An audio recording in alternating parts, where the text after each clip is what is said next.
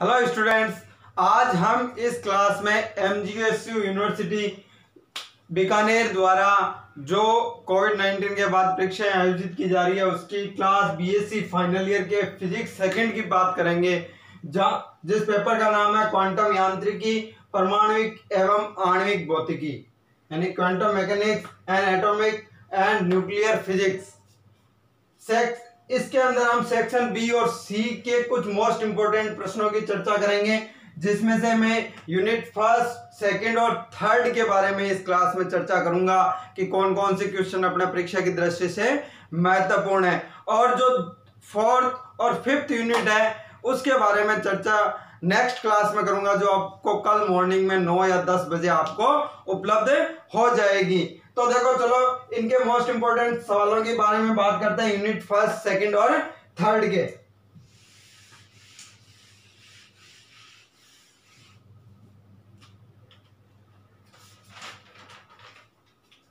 पहले क्वेश्चन की बात आती है तो पहला क्वेश्चन है अपना हाइजेनबर्ग के अनिश्चितता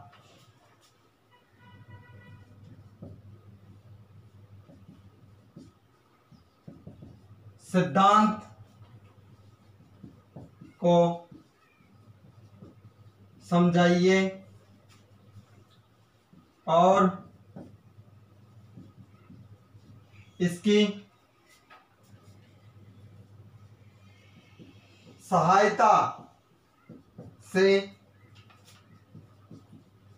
निम्न व्याख्या कीजिए। यानी कि देखो, इस प्रश्न में हाइजेनबर्ग अनिश्चितता सिद्धांत को समझाना है और उसके साथ में दो मोस्ट इंपॉर्टेंट क्लू है उनको भी बताना है। फर्स्ट है अपना हाइड्रोजन परमाणु के मोल स्तर की ऊर्जा। बी है इसका नाभिक में इलेक्ट्रॉनों की अनुपस्थिति। तो देखो, हाइजेनबर्ग का अनिश्चितता सिद्धांत और इसकी सहायता से दो टॉपिक भी आपको समझाने होते हैं। इसी के साथ अगले क्वेश्चन की बात करते हैं। प्रकाश विद्युत प्रभाव की व्याख्या करो। यानी आपको यहां पूरा डिस्कस करना है इसके मूलभूत यानी फंडामेंटल परिणामों को समझाइए। प्रकाश विद्युत प्रभाव की व्याख्या करो तथा इसके मूलभूत परिणामों को समझाइए कि इसकी क्या सफलताएं रही, क्या असफलताएं रही। तो दोनों तरीके के अपने को समझाने होते हैं। इसी के साथ अगले क्वेश्चन की बात करता हूं। प्लैंक क्वांटम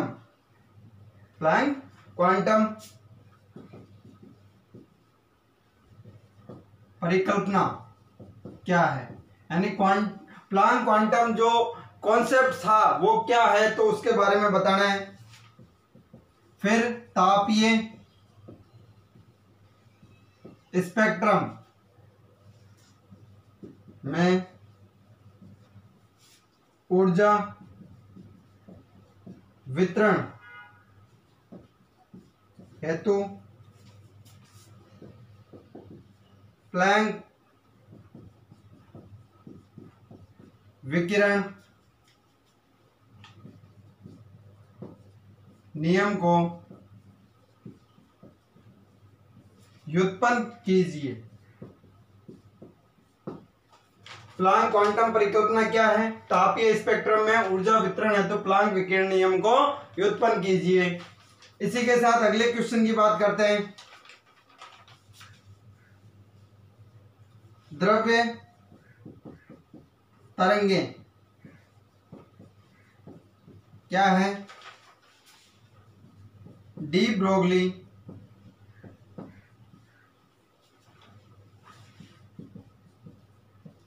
परिकल्पना का उल्लेख करते हुए समझाइए कि इसका प्रायोगिक सत्यापन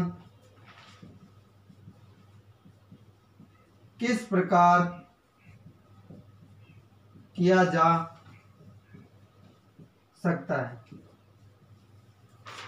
तो देखो ये यूनिट फर्स्ट के अपने कुछ मोस्ट इंपोर्टेंट सवाल है। मैं एक बार फिर रिपीट कर देता हूं, आप इसका स्क्रीनशॉट लेके चिन्ह लगा सकते हो। हाइजेनबर्ग के अनिश्चितता सिद्धांत को समझाइए और इसकी सहायता से निम्न की व्याख्या कीजिए।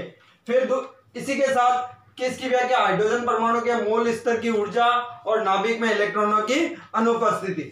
इसी के साथ दूसरा प्रश्न है प्रकाश विद्युत प्रभाव की व्याख्या करो, इसके मूलभूत परिणामों को समझाइए। फिर तीसरा प्लांक क्वांटम परिकल्पना यानी कॉन्सेप्ट क्या है, तापीय स्पेक्ट्रम में ऊर्जा विकिरण हेतु प्लांक विकिरण नियम को व्युत्पन्न कीजिए, यानी कि डिराइव करना है अपने को।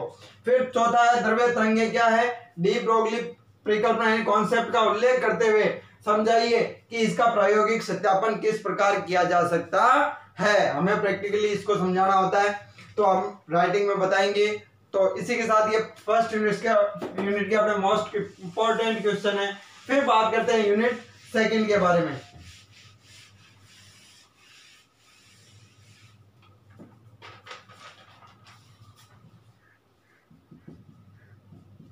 यूनिट सेकंड,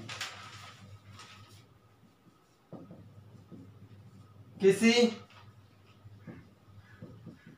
कण के लिए काल आश्रित तथा अनाश्रित श्रोडिंगर समीकरण व्युत्पन्न कीजिए। जो श्रोडिंगर समीकरण होते हैं वो काल यानी टाइम डिपेंडेंट और इंडिपेंडेंट दोनों अपने को व्युत्पन्न करनी, यानी कि ये दोनों पढ़ के जानी है। और ज्यादातर मैं बता देता हूं अनाश्रित आपको पूछी जाएगी एग्जाम की दृष्टि से, अनाश्रित के चांस पूछने 99% होते हैं। फिर दूसरे क्वेश्चन की बात करते हैं, प्रायिकता धारा घनत्व क्या है, सांतत्य समीकरण व्युत्पन्न कीजिए, यानी ड्राइव कीजिए। कौन सी, कंटिन्यूटी इक्वेशन। इसी के साथ थर्ड क्वेश्चन है क्वांटम यांत्रिकी में अपभ्रष्टता से क्या तात्पर्य है। एक उदाहरण देकर समझाइए। फिर बात आती है फोर्थ क्वेश्चन की, विभव वी एक्स इक्वेशन में गतिशील कण हेतु एक विमीय काल अनाश्रित श्रोडिंगर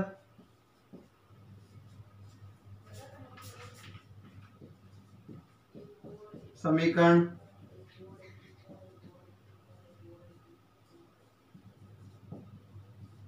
व्युत्पन्न कीजिए एवं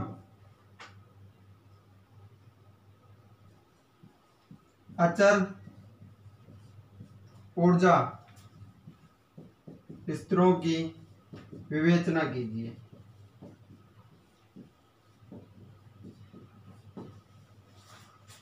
नेक्स्ट क्वेश्चन है, एरनफेस्ट प्रमेय लिखकर सिद्ध कीजिए। तो ये यूनिट सेकंड के अपने कुछ मोस्ट इंपोर्टेंट सवाल है जो परीक्षा की दृष्टि से बहुत आने के चांस है। किसी कण के लिए काल आश्रित तथा अनाश्रित श्रोडिंगर समीकरण व्युत्पन्न कीजिए।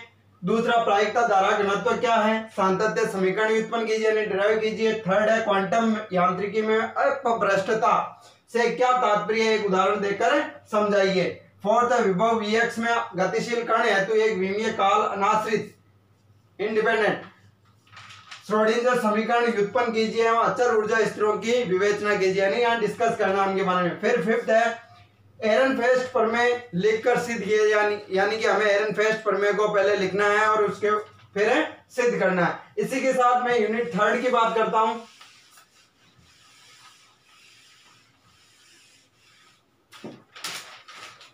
तो यूनिट थर्ड के कुछ मोस्ट इंपोर्टेंट सवाल है, देखो। त्रिविमीय यानी कि 3D बॉक्स में किसी कण के लिए श्रोडिंगर समीकरण लिखिए। इसको आइगन फलन के लिए हल करो तथा ऊर्जा स्तरों की अपभ्रष्टता बताइए। इसी के साथ दूसरा क्वेश्चन है, एक कण एक विमीय बॉक्स जिसकी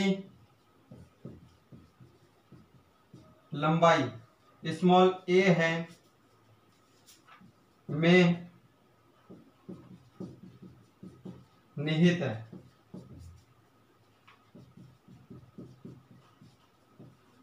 श्रोडिंगर समीकरण की सहायता से कण का ऊर्जा आइगन मान तथा फलन की गणना करो। इसी के साथ थर्ड है, एक विमीय विभव CD के लिए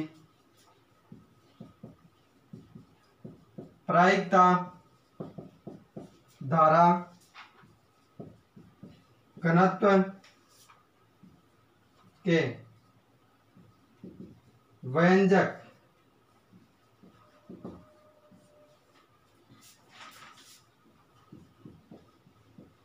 व्युत्पन्न करो जब कंडीशन क्या दे रखी है, एनर्जी स्टेज विभव से अधिक हो, यानी E ग्रेटर देन V0। फिर है संक्षेप में समझाइए। तो संक्षेप में पहला A, यानी इस पे शॉर्ट नोट लिखना होता है अपने को। सुरंग प्रभाव B, परावर्तन व पारगमन गुणांक। फिर नेक्स्ट है ऊर्जा स्तरों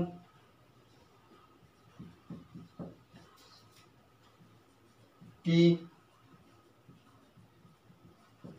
अपभ्रष्टता।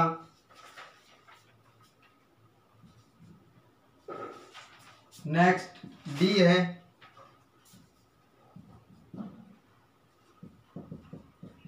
तरंग फलन पर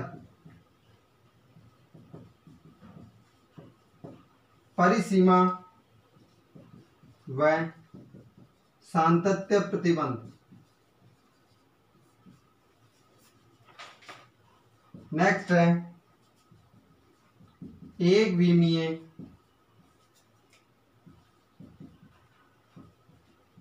बॉक्स में गतिशील कण के लिए आइगन मान।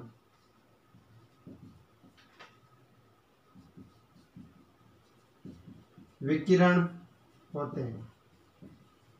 तो ये अपने यूनिट 3 के कुछ मोस्ट इंपोर्टेंट सवाल है। देखो एक बार वापस देख लेते हैं। विमीय बॉक्स में किसी कण के लिए श्रोडिंगर समीकरण लिखिए और इसको आइगन फलन के लिए हल करो तथा ऊर्जा स्तरों की अपभ्रष्टता बताइए। दूसरा है एक कण एक विमीय बॉक्स में जिसकी लंबाई a है में निहित है यानी उसके अंदर है। श्रोडिंगर समीकरण की सहायता से कण का ऊर्जा आइगन मान तथा फलन की गणना करो यानी आइगन मान और आइगन फलन दोनों की गणना करनी है। फिर थर्ड है एक विमीय विभव के लिए प्रायिकता धारा घनत्व के व्यंजक उत्पन्न करो जब E ग्रेटर देन V0 हो। फिर अपने को शॉर्ट नोट्स लिखने हैं यानी संक्षेप में समझाने। सुरंग प्रभाव यानी टनल इफेक्ट, परावर्तन व पारगमन गुणांक, ऊर्जा स्तरों की अपभ्रष्टता, सुरंग फलन पर परिसीमा और सातत्य प्रतिबंध क्या है उनको बताना है, और एक विमीय बॉक्स में गतिशील कण के लिए आइगन मान विकिरण होते हैं। तो ये अपने यूनिट 1, 2 और 3 के लिए कुछ मोस्ट इंपोर्टेंट सवाल है और नेक्स्ट यूनिट 4th और 5th के हम कल नेक्स्ट क्लास में करते हैं। तब तक अपनी पढ़ाई जारी रखें और स्टूडेंट्स इन क्वेश्चनों को अपने जो भी अपने पास सामग्री है 1 वीक है, चाहे नोट्स है, चाहे गाइड है, कुछ भी आप सामग्री है उनमें जरूर इन प्रश्नों को देखें क्योंकि एग्जाम की दृष्टि से बहुत इंपॉर्टेंट है और अपनी पढ़ाई जारी रखें।